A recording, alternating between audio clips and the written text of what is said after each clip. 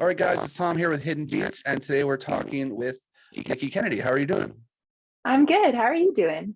Pretty good. So this is the second time we've talked to you. We actually had a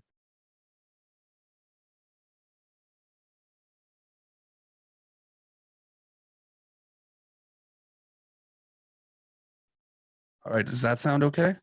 Yeah, that sounds fine, actually. Okay. Weird. Who knows what's going on with this machine, but Maybe it's just like Friday and it's like, you know what? I just don't want to. it would serve me right for having high hopes of something working at the end of the week. But yeah, we can cut that part out anyways. We did an intro, so so yeah, anyways, what's new with you? Well, just like starting 2022 and hoping that this year looks a little different to the last couple, but yeah, keeping busy, writing, releasing new music. Very, very exciting. Recently you did a new song, Getting Into the Groove, and you have a music video and stuff with it. How was that whole process? Yeah, so Get Back in the Groove came out just over a month ago now, which is super exciting. And I knew that I wanted a video or some kind of visual to go with it because it's fun, it's upbeat. I just felt like that sort of went hand in hand. But of course, independent artists and have to make decisions over where investment goes. So I decided I would try and do it myself. And so it was my first little attempt at like a DIY style video. So the result is basically like what happens when you lock an artist in a room for a weekend with their song on repeat over and over and over again with no like actual like video skills or editing skills. And yeah, just it was a fun little experiment, a lot of work. Sometimes those are the fun ones though, because you can literally do whatever you want with it.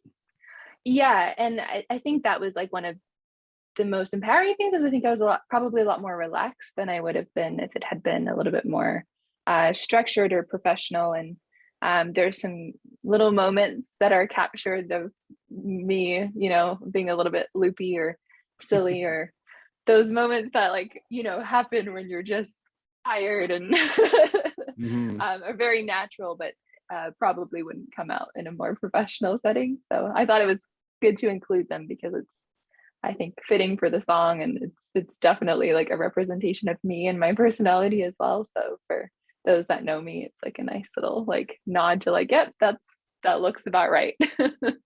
No, and that's fun that you can put yourself into it a lot more that way. I mean, we've shot some music videos here, and you have a storyline and a structure, and you're very strict on what you have to shoot, and sometimes 100%. they can feel too much almost. Yeah, and I think different songs work for different things, and certainly like I'm not writing off the possibility of ever having an official music video for that song or other songs. But in the meantime, for some sort of visual, I thought, well, something fun. Just basically like dancing in a way and lip syncing, like it works for what it is right now. Yeah, exactly. And then you have non-gender specific lyrics. My notes say what prompted that? Genre specific or gender specific? That's interesting. Gender specific is what I have written down here. Interesting. Yeah. In general, I find when I write, I do try to like balance like specificity with like vagueness. And the reason I do that is because I do think that I know when I listen to music, if I can project my own story, my own feelings onto it and like take what I need from a song, then that's something that's really special for me. And that's something that I really like to try and create and share. So I do try, usually I have a first draft that is a little more personal. And then I try to rework it so that it can mean different things to different people. And I do like to keep it open, and even in terms of content or like what context, what people could possibly interpret it as, just so that it has a little bit more of an application beyond my personal story. And yeah, I hope people can take what they need from my songs. That's what I'm always hoping for, is that, especially this one, that it makes people feel good. And I think we could all use a little bit of a boost right now at this point in time. So whatever I can do to try and facilitate that. I do. Yeah, well, that's good. And like, how do you feel it's been received so far? Good. I think it's always weird as an indie, like especially someone that runs on like a pretty lean team, because there isn't always like a perspective outside of your own brain, which can be like a difficult and tricky thing to navigate sometimes. And I'm super hard on myself and the perfectionist and all those things. But what I try to focus on is like the feedback I get from people. And so far, some of the most beautiful comments have been about how it's made someone feel, and how it's made them feel good or better, or picked them up, or like is their go-to song when they need to like, get going on their day. And I think that's really, really special. And that's more valuable than, how it's performing from a numbers or business perspective, which is important for other reasons. But as a creator, it's those little messages that make all the difference.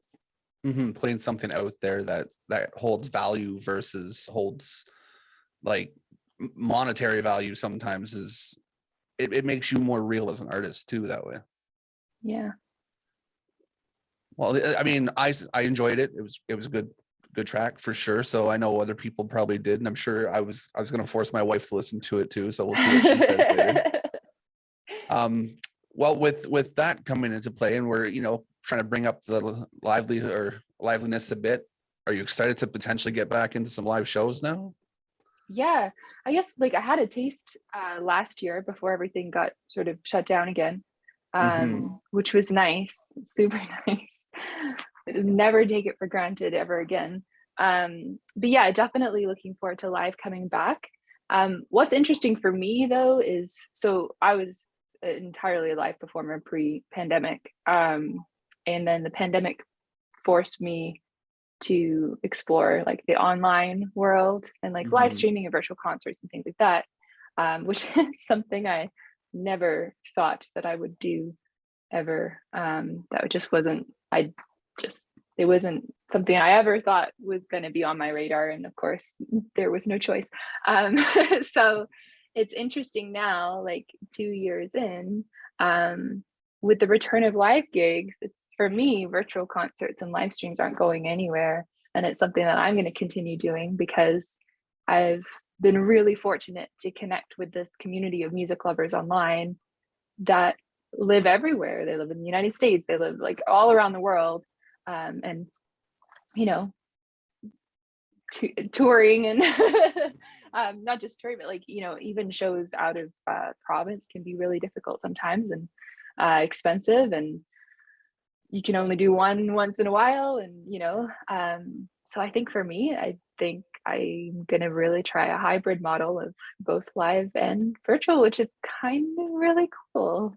As someone that like was not comfortable like being in front of a camera like 2 years ago. Well, that actually kind of leads me into my next point. Your Valentine's Day live stream, like that seemed to go pretty well from what I gather.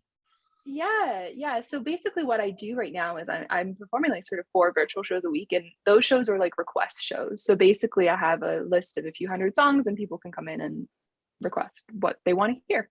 And there's live chat, and they get to know each other. People get to know each other the more they come, and then they're just making friends all around the world that have this common love of music. And it's pretty casual. I laugh a lot, lots of conversations about different things. But then I've been trying to include sort of more themed shows, or like Valentine's Day or St. Patty's Day or whatever it is, to hopefully bring in a little bit more of a new audience, or give a current audience something exciting to look forward to.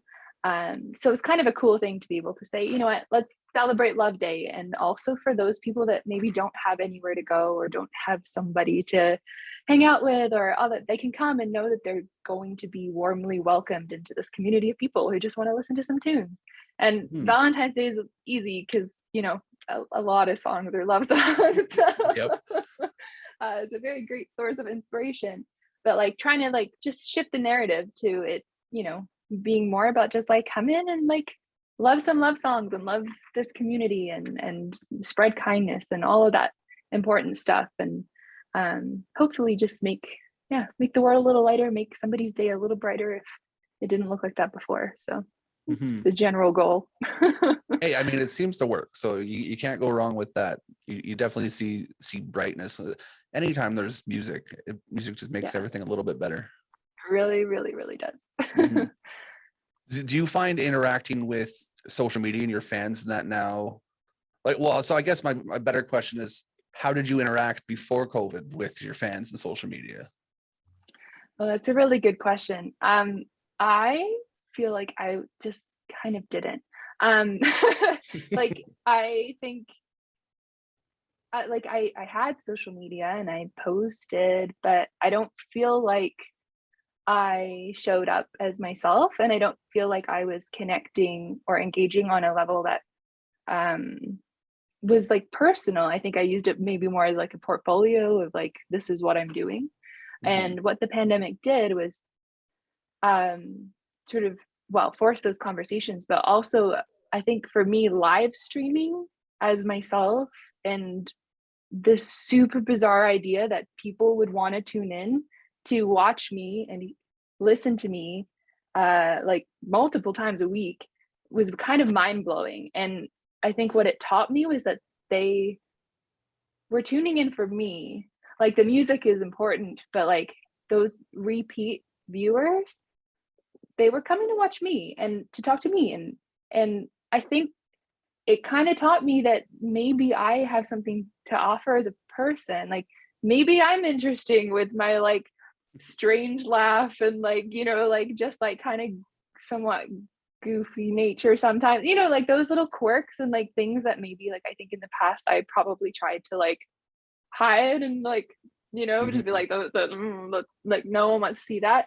I think it taught me that actually, in fact, I think those can be the things that people fall in love with and that make you human and all of that kind of stuff. So now it's been this thing of like, oh, okay, maybe people do actually want to see me and learn about me and like what happens more than just what I'm putting out there, so that when I do share those moments or that music, it comes from a place that like they're like, oh, I like this makes sense, this feels honest. And also just openly talking about context with songs and like just things like that I sort of never was like, oh, it's people don't want to hear about my personal life or like what's happened really, but like they do if they are invested in you as a whole.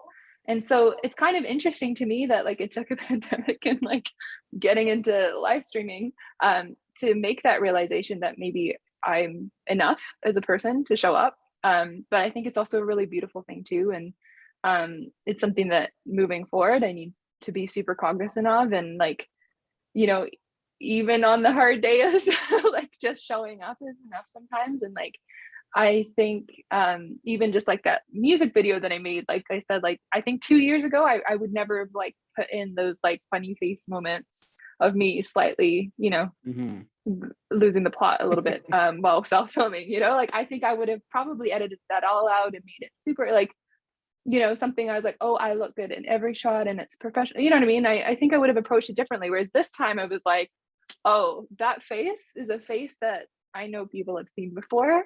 And maybe that'll make them laugh. And if the song doesn't make them feel good, maybe that face will make them feel good because it's ridiculous, So I think just trusting that, maybe I have something to bring to the table beyond the music that I write or the songs that I sing, is kind of been the big lesson over the last couple of years. And I don't know if social media will ever be the thing that I love the most. I find it, I'm a total introvert and I like find it really hard, like to, it's a scary place for me. But I also love how it can connect people and communities, and it can, the discovery, especially on platforms like TikTok, can be insane. So I think it's obviously we all have to be there, and it's just finding my place in all of that in a way that feels real and true, and not like I'm duping everyone. So I find a long-winded way of saying it, but COVID definitely gave people a chance to reevaluate and kind of figure out other avenues, because you can listen to a song on Spotify, no problem. It's there. Everyone does it. But actually being able to put a face and personality to it kind of gives it a little bit something else. For sure. And I think it's interesting when we fall in love with songs, like just the song, and we listen to a song on repeat, versus when we fall in love with an artist and then we go down the rabbit hole of like everything they've ever created, everything they've ever done. Like I think like it's they're two separate things, and I listen to music nonstop every day, and I like they definitely fall in two different categories for me. And I at least want to give people the option of choosing the second category if they want. No pressure, you know, if you like a song, great. That's a win for sure. But yeah, like at least have the option of learning more if they want. Mm-hmm. I know. I mean, I feel the same way. Once you connect that person to it, it's a bit different. Like I've seen countless people live, and watching them perform and feeling that energy versus just listening to the song, 100% difference. So I feel you there for sure. So this is your first like release of 2022, really. Are you like planning on setting the bar pretty high and knocking a whole bunch of stuff out release wise, or? Yeah. I always like to set the bar really high. But no, I have, you know, a couple more singles on the way over the next few months, which is awesome. And then now I'm starting to work on a longer like project, which hopefully will be released next year. So I always think it's an interesting thing because we live in this like single culture world now with streaming. And it's I always find it one of those things that it's hard to navigate as a creator because you know, there's a part of me that kind of just wants to lock myself away and write for a year and see what happens and like come out, emerge out of that with, you know, something I'm proud of. But the other side of me knows that isn't necessarily, as a small independent artist, the most efficient way to growing myself or my presence. So I'm gonna try and balance both and have releases coming while I'm working on something bigger. But I'm also entering 22 with a little bit more of this feeling that I just want to do what feels right and feels good and sort of throw construct or idea of like how things should be or what we are told it should be or how things should go sort of out the window. And that even down to a creative level of like what a song is supposed to sound like, or the length of it, or genre, or like all that kind of stuff. I think the more that I can lead from a super honest place, regardless of what that sounds like, the more that, you know, it might not work for everybody, but hopefully it will connect more with the people it does work for. So I think you can expect to hear some varied sounds and approaches. And I'm super like inspired by artists and composers that don't necessarily make a lot of sense in the kind of music that I make. For example, like Trent Reznor of Nine Inch Nails is like one of my biggest inspirations. I love industrial, I love rock, love metal, love it all, but obviously I do not make that kind of music. And I, in my previous work, like going back a few years, I always thought that I had to like put myself in a box and like make music that people thought that I had to make. And now I'm like, hey, you know what? Nobody says that you can't love Trent and love Janet Jackson.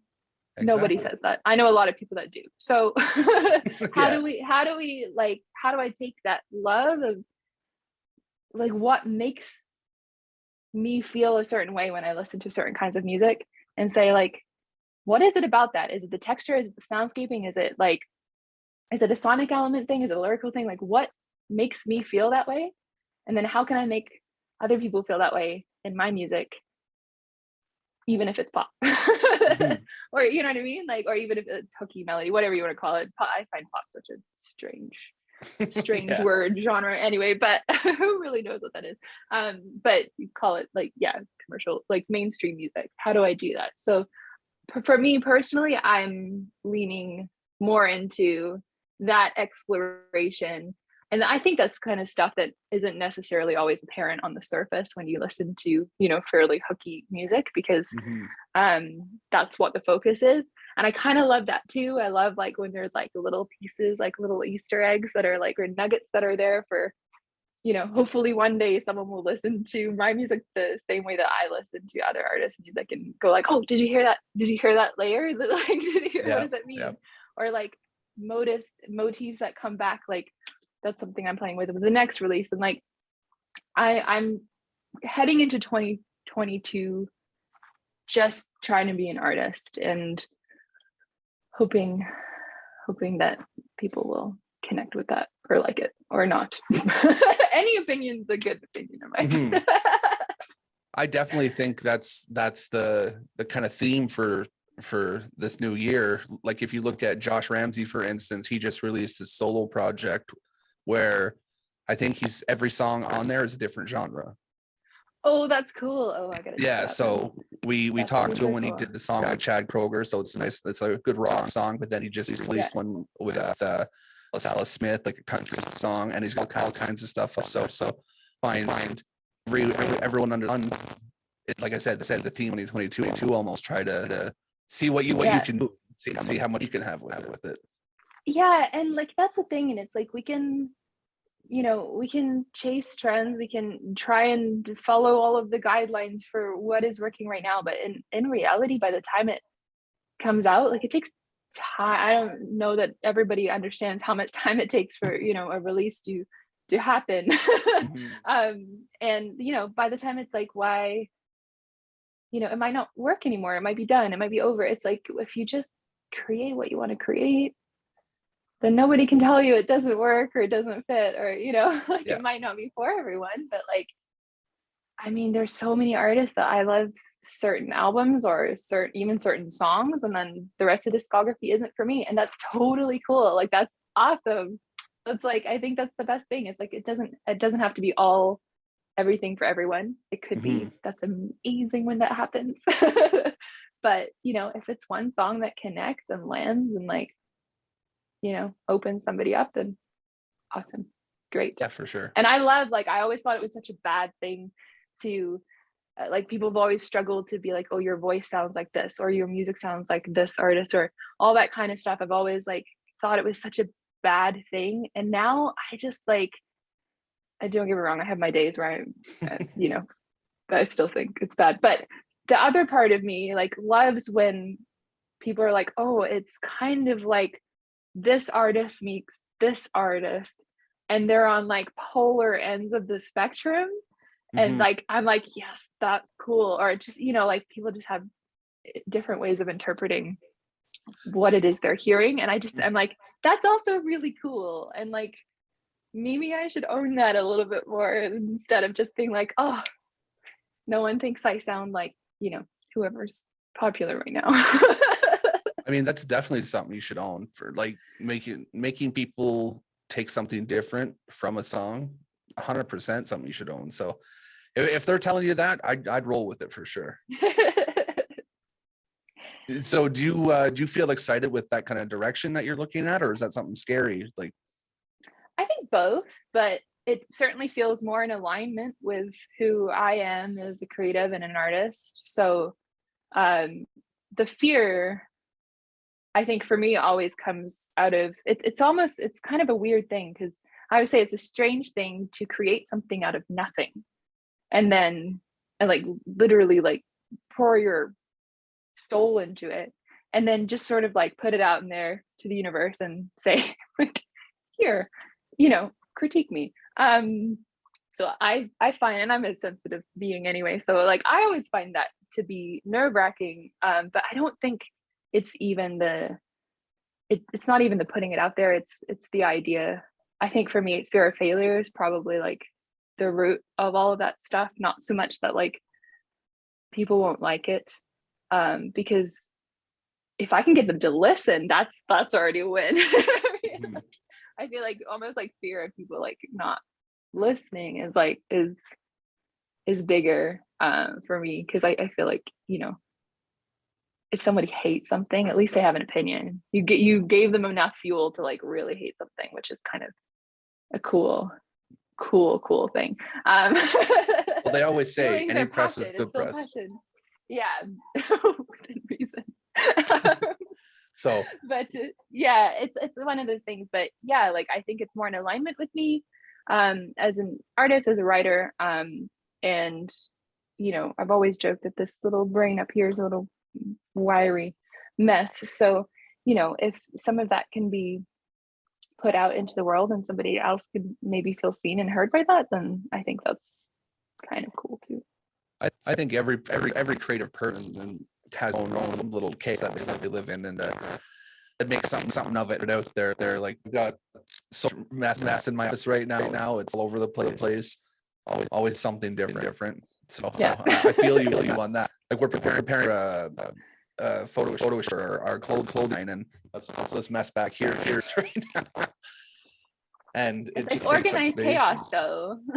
I know where everything is. My wife hates it because she Exactly. looks in here and goes, "What the hell?" and says, "Okay, Yeah. that's your office. I'm not touching it." I have very similar setup here at home, my home studio. Yeah. It's Yeah. like, and that door is closed. Oh, that's just it. Yeah. So it's you got to try and put something out there that you feel comfortable with, and that you're, you know, it. If Proud of too. someone likes it, then cool. If you like it, even better though.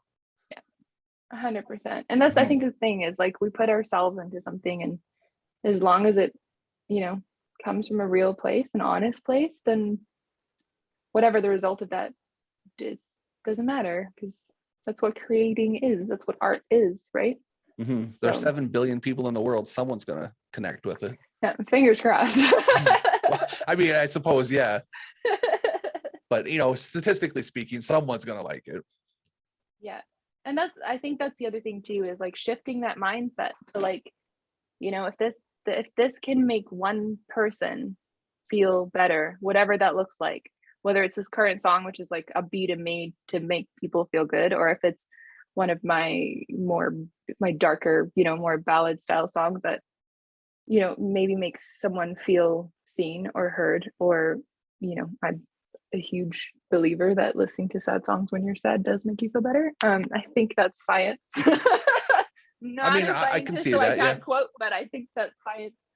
Like whatever that is, one person, like I know what music's done for me over the years, and it's brought me back from a lot of places, right? And it's the thing that I always turn to. So if one person can get that from me, then job done. Exactly. And then I think that's the goal right there. Just one person at a time. And I think that's the thing, is like, this is art, this is music. And like, for me, like goal achieved or success is that as an artist. Of course, I'm an indie. So I'm also running a business and all of that kind of stuff. And that has a different set of objectives and a different set of goals. And I think where I have definitely got lost over time is making the two the same thing. And forgetting the why I do this in the first place. And now I'm just trying to approach it as like creatively, this is what I want to change the world one song at a time. That's what I want. Kindness. And then the other side is like, okay, these are the goals that I want to set and the numbers that I need to reach. And obviously we all need to make money, so you know, like there's all of that stuff, but that's the business. It even has its own name, you know, like that's a separate thing from me as a creator that walks into a room and says, there's a lot going on in the world right now, and I'm going to take all of that and then make it into some kind of accessible, relatable lyric and beat and melody that maybe someone can connect with. There goes my camera. It happens every time, and I literally have no idea why, but it pops back on in a sec. So. Maybe you have like a little computer ghost or something. I think it's literally just the camera being stubborn and not doing what it's supposed to do. Either that or I didn't set it up. I feel that. Yeah. And it's weird because like I'm a tech guy too, so I know how to work all these things pretty well, but this one. So when they don't, it's like it just doesn't want to. Yeah. Okay. So my writer Beth, she wrote down that your Instagram has been following a pink color scheme. This is kind of to promote your song recently, or is that just what you want to go for? I think lately it's actually been orange, but I've been going through this color thing. So pink would have probably even right before that. But so I've been kind of going through this thing with my current releases, where right from the artwork through to like the sort of like promotional sort of assets have been themed in terms of color.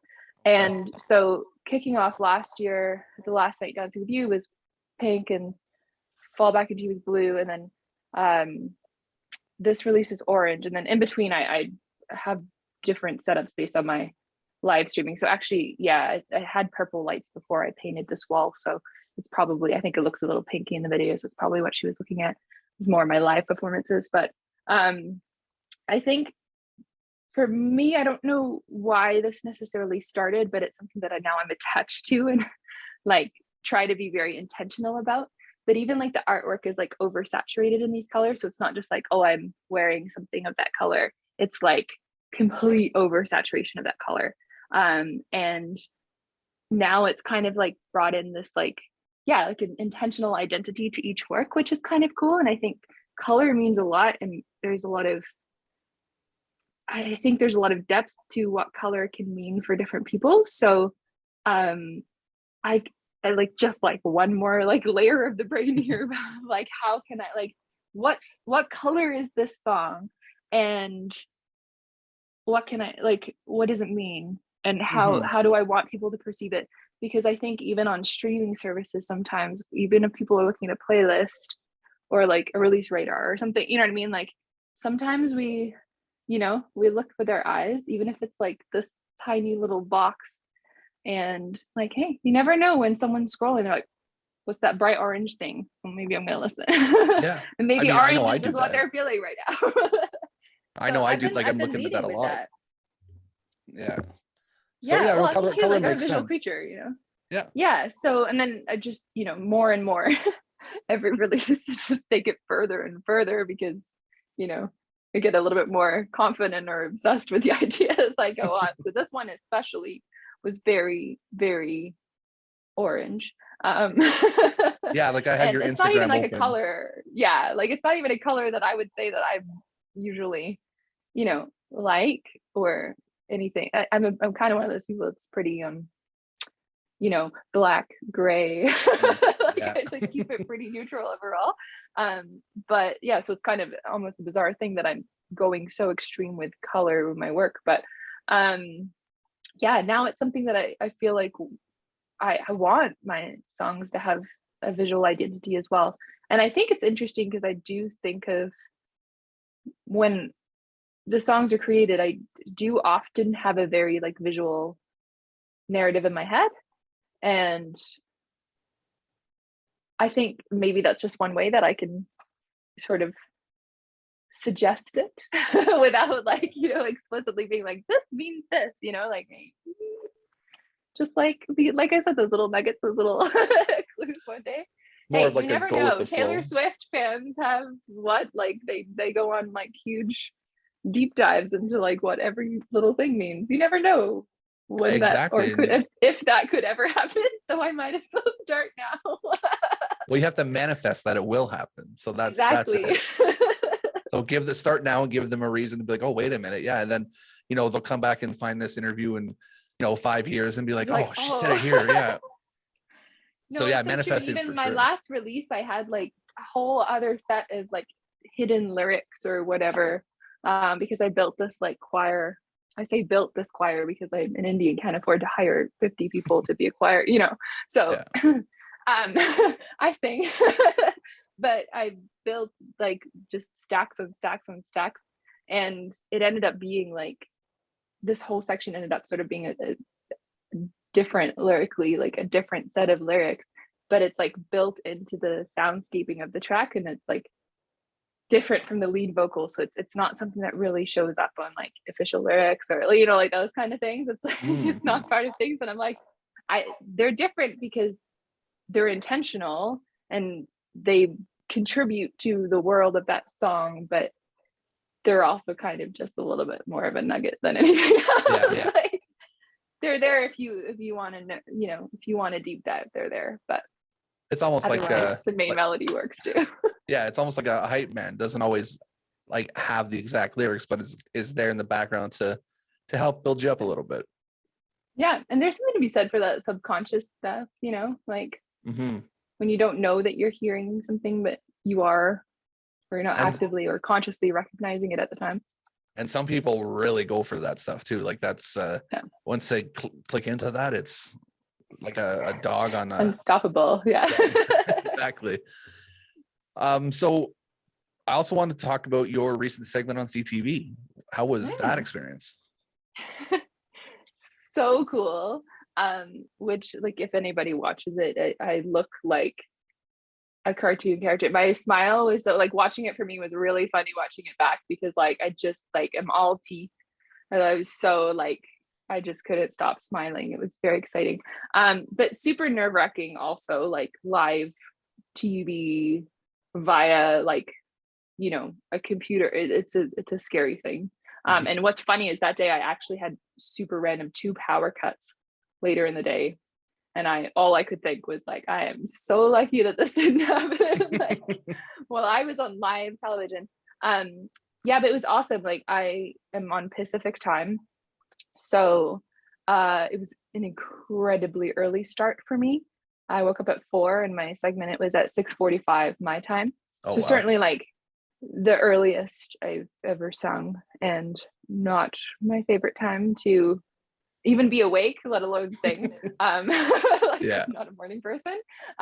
But so cool, and like would do it 100 times over, obviously, because that's such a neat opportunity. But yeah, like I the whole thing was just beautiful, and like I so grateful for the opportunity, but also like what came out of that. Like, I had one message from somebody that saw that segment, who then went and listened to like my stuff, like what I have released, and it prompted her to write a really, really, really nice note that I brought her joy. So again, those like little, like that one thing like made my day.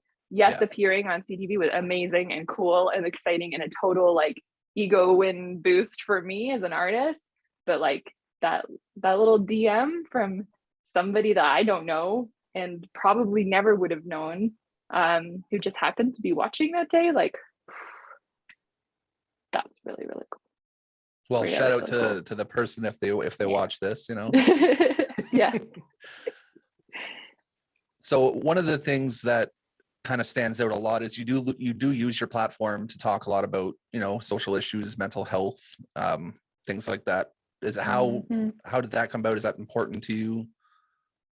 Yeah, I think it's come a little bit more to the forefront, especially in the last couple of years. That whole idea of like bringing myself more to the forefront, because I do think, you know, we have this platform and this voice, and I think for me, the biggest thing that I can offer, especially in creating like an online community, and especially like through live shows and things like that, is a place where people feel safe, people feel welcome. And ultimately, the thing that I want to always promote is how important kindness is, and the value of choosing kindness and choosing love. And I know that probably sounds a little bit more like trite than I'd like it to, but I think especially over the last couple of years, it's been hard, it's been tough. And I really think like a little kindness, a little love can go a long way. And sometimes for me, it's using songs as those reminders, and also taking the time to verbally lead into songs that way as well, is I think one of those key things, that it takes 2 seconds just to remind people that like we can probably guarantee that everyone around us has a lot going on right now. And I always say, if the world was 1% kinder, then just think about how it would look. Like the world would look a lot different. So I think for me, leading from that perspective and using kindness as a platform to be able to talk about mental health or bullying or sociopolitical issues or whatever it is, that if it comes from that place, for me feels really natural and honest, and not like I'm trying to just make sure I'm, talking about things that I feel like I should be talking about. You know what I mean? Like I really do feel like it needs to come from me. And for me, that connection has always been like, yeah, kindness. Let's be kind. Let's be good. We can have the worst day ever. We can be going through the hardest time, but if we can come from that place of being kind and lead with that, then like, I think we're on the right path. So it's evolved certainly. Yeah. One act of kindness. And it's certainly like evolved for me in terms of how I communicate those feelings has evolved because of live streaming and all of that. Like it's definitely made me embrace that more, because I think, again, before I was always like, oh, professional portfolio, you know what I mean? Like that connection, that real like humanness was definitely like not at the forefront of what I was doing. And now I'm like, okay, if you're going to get the goofy, loopy, random laughter that, or T-Rex hands out of me, then like you're also going to know that this is something that's really important to me. And if, especially with live streams where, room full of strangers, ultimately, like I think just set the tone that this has to be a space that's safe and welcoming and kind. And that's what you attract. And that's who stays. and really that's the best message to go forward with, is kindness. The one act of kindness a day helps everyone in the long run. Yeah. And we're always all going to have our different opinions and perspectives and views and all of that kind of stuff. And never going to try and take that away from anyone. So I think especially in the virtual world where you are talking about a world full of people that come from very different backgrounds and stories, I think, if there's anything we can all agree on and connect on other than music, because that's what brought us there to begin with, is that I don't think anybody can say like there's any excuse not to be kind, like I don't think anybody's ever going to turn around and be like, no, I'm just not going to be a kind person, or I don't understand why she wants us to be kind. Like I think that's a pretty agreeable thing as a majority. I would think so. Yeah. Nobody just goes right out, I'm going to be a jerk today, so why not? Yeah, and some people do. Some people like to be the trolls, but then then they're not. They have bigger issues at play at that point anyway. They're not welcome in the community at that point. But I think it's like something that we can all agree on, is that whatever our beliefs are, whatever our views are, that like kindness should be at the forefront of everything we do. And as long as we lead with kindness, then we can all maybe get along. It's hard to say that. It's hard to say that now on this day, like with everything that's going on in the world. But, oh God, yeah.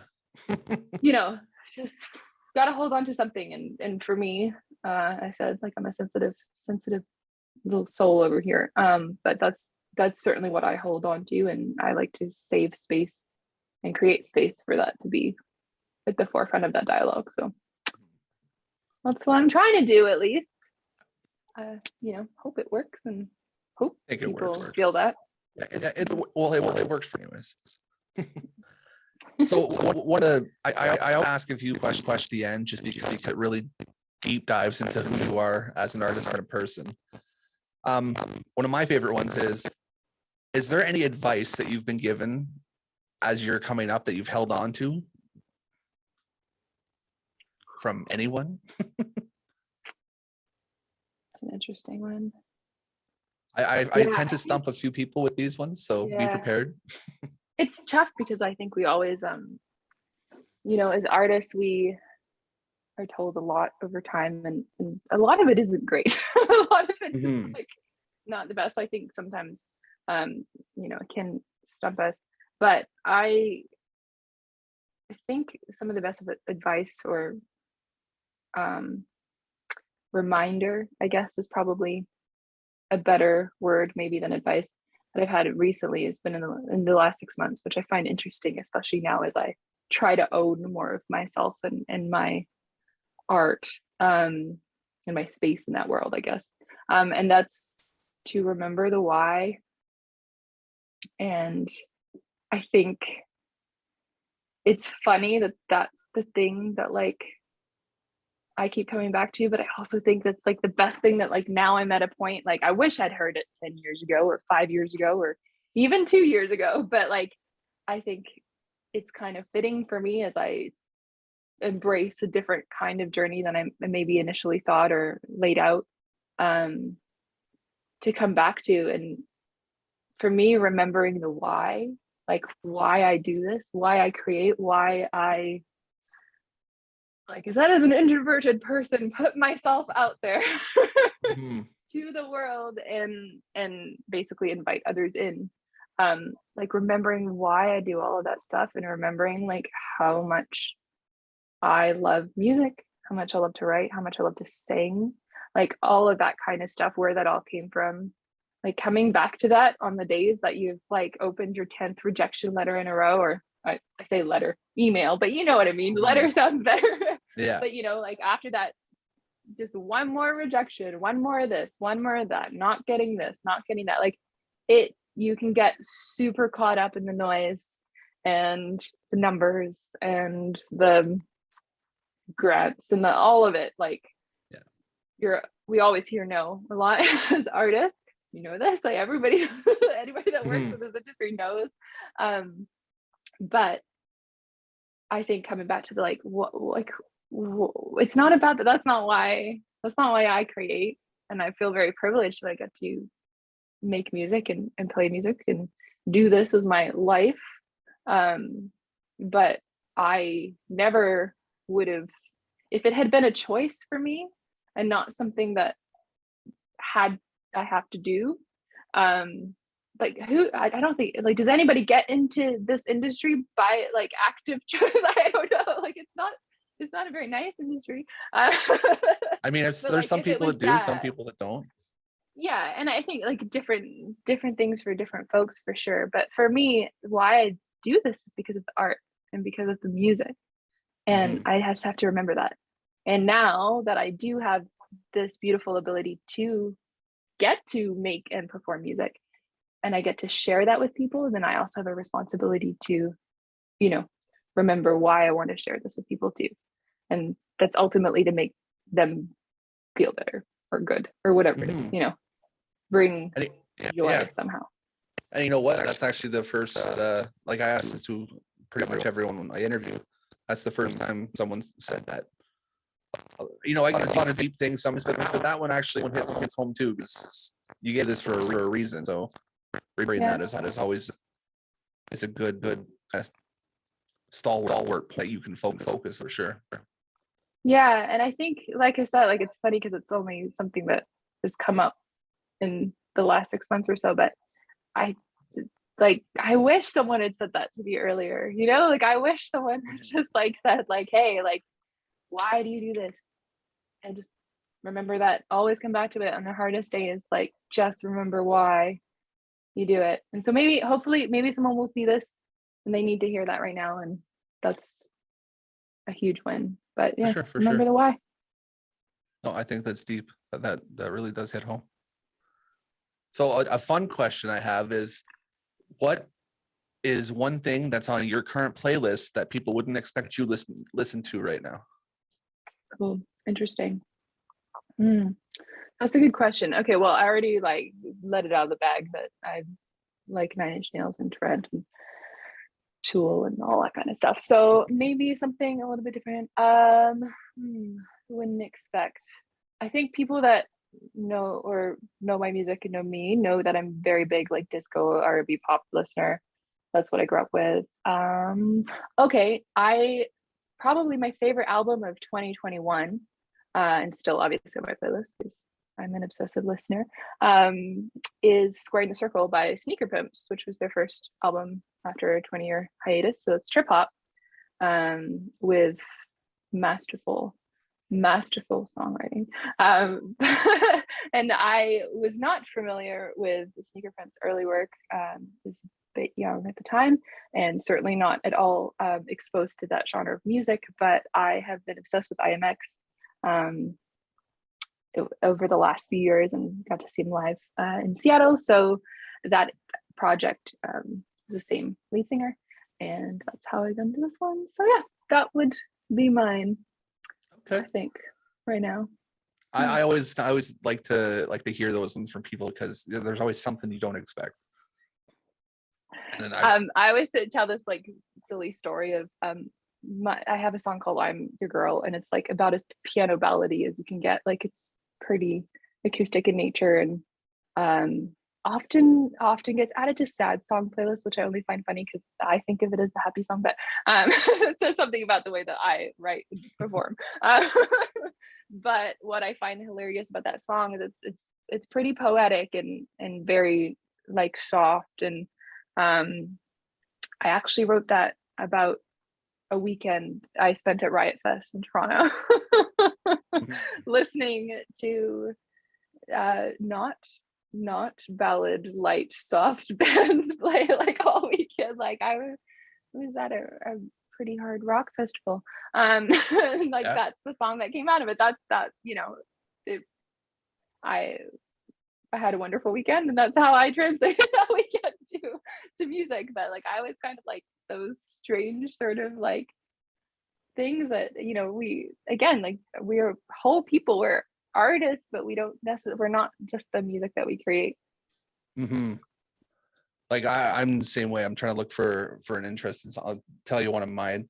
Well, on my one playlist, Jane Morgan, Fascination, the old classic song. I have that sitting on one of my playlists. Cool. I would not have picked that. Yep. I mean, I certainly don't look like that.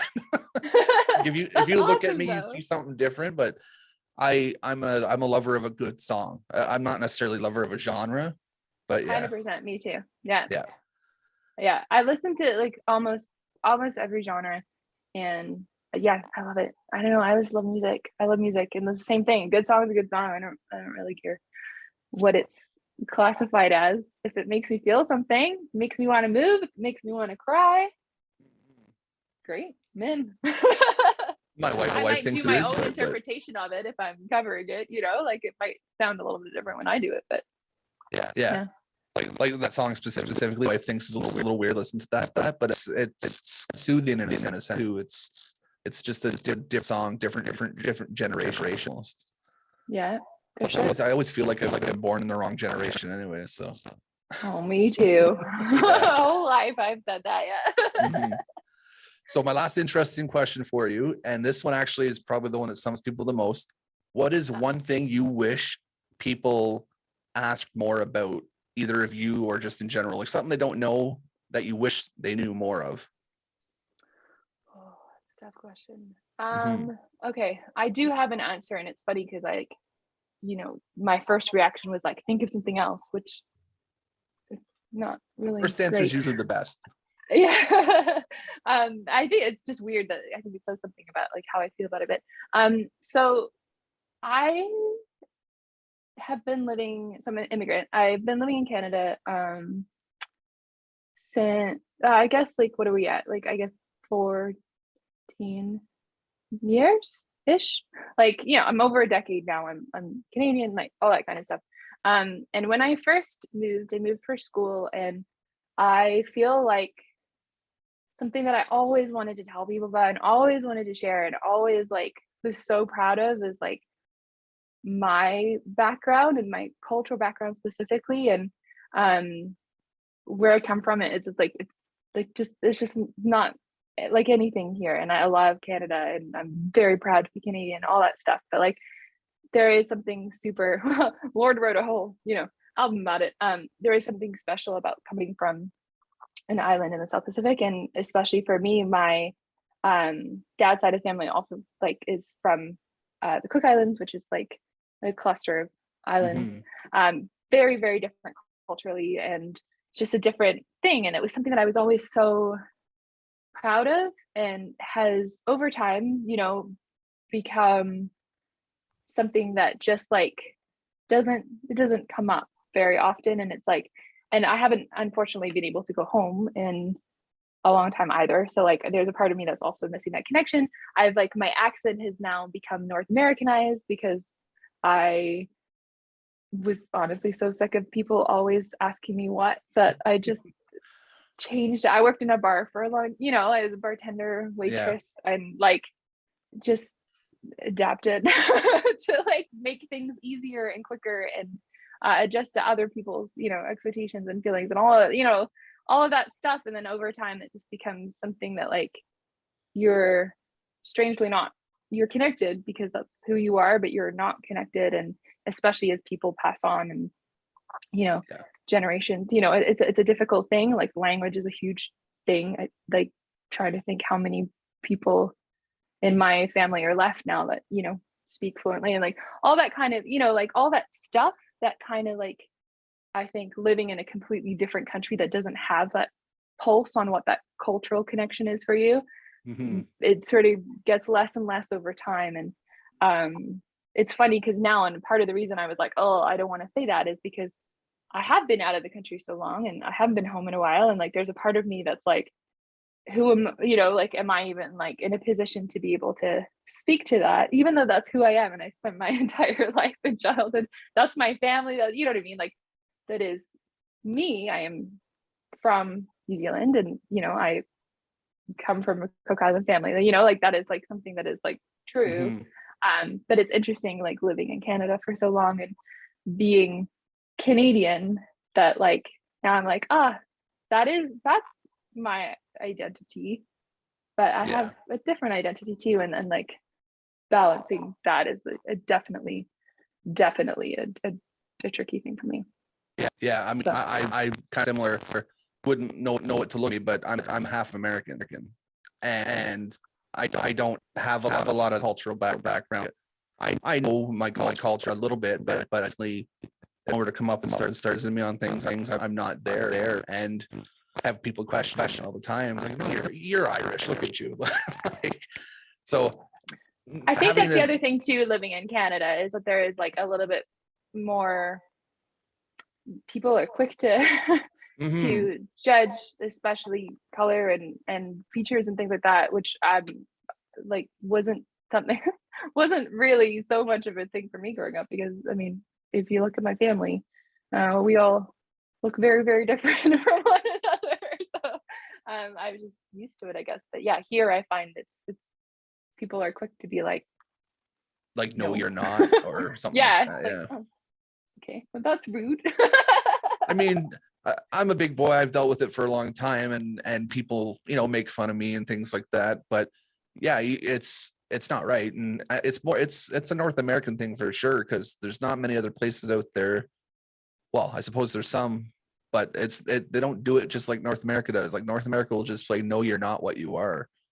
And yeah, and I think in different places in the world, especially like places like New Zealand, like being mixed race is like it's incredibly common. Like most people are mixed race, so it's almost like, I think, less of a startling conversation piece, like than sometimes it is here.